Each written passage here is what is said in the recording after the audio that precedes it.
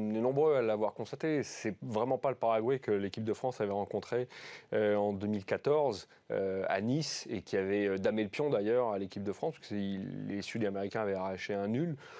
Là, c'était une équipe qui est effectivement très mal en point dans la zone CONMEBOL pour la qualification pour la Russie et j'ai trouvé absente.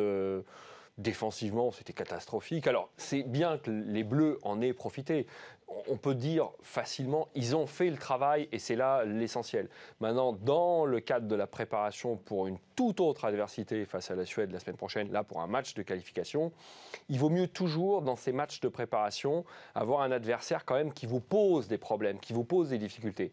Vous avez vu le match du Golioris hier soir ? Il est difficile quand même à évaluer.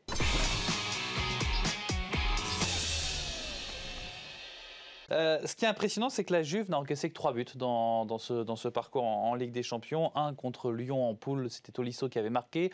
Un contre Séville et puis un contre Monaco. Là, vous voyez le parcours depuis, bien sûr, les huitièmes de finale. Je vous donne les meilleurs buteurs côté Juve. Gonzalo Higuaín avec 5 buts seulement. Paulo Dybala, 4 buts. Alors qu'en face, Ronaldo lui en a marqué 10 et 5 pour le deuxième meilleur buteur madrilène. C'est Benzema.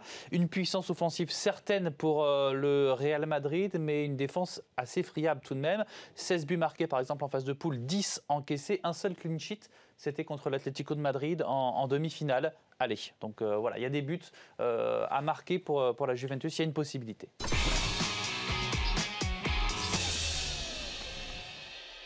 Est-ce que l'insouciance de cette jeunesse clermontoise, ça peut être aussi la clé dans cette rencontre? Finalement, eux n'ont pas à jouer avec le poids des défaites de leurs aînés. En tout cas, c'est Franck Azema qui avait pris le risque en demi-finale, puisqu'il avait aligné Damien Penaud au centre à la place de Rougerie, qui était l'expérimenté. Et c'est vrai que cette insouciance, cette audace, ce culot a fait la différence en demi-finale, a amené un peu plus de vitesse encore dans le jeu. Et c'est sûrement dans ce secteur-là que va se faire la différence. Est-ce que les Toulonnais vont être capables de résister à cette fougue, à cet enthousiasme clermontois?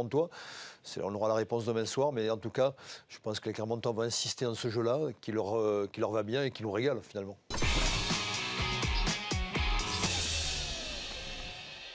Et justement, tu as quel objectif au niveau de l'avenir? Jusqu'à quand tu espères jouer avec l'équipe de France? Isabelle Yacoubou, elle a arrêté sa carrière alors qu'elle a la trentaine. Oui. Elle a arrêté tôt. Oui. Elle envisage pourquoi pas dans l'avenir de reprendre l'équipe de France. Mais justement, toi, tu espères 2020, tu espères 2024 à Paris? Déjà 2020. Honnêtement, me projeter au-delà, ce serait peut-être prendre des risques, mais c'est vrai que ce serait jusqu'aux Jeux de Tokyo pour l'instant. Après, ce n'est pas la fin. Je sais que encore une fois, si je suis en pleine santé, si mon corps va bien, je sais que j'aurai encore la passion du jeu. Donc, c'est le mariage, ce sera fait. Voilà, le mariage, ce sera fait. Il y peut-être d'autres choses aussi, alors. Oui, c'est vrai. Ou pas. Voilà, faut pas trop s'emballer quand même. Non plus, bon, exactement. C'est pas au programme pour restons raisonnables, non.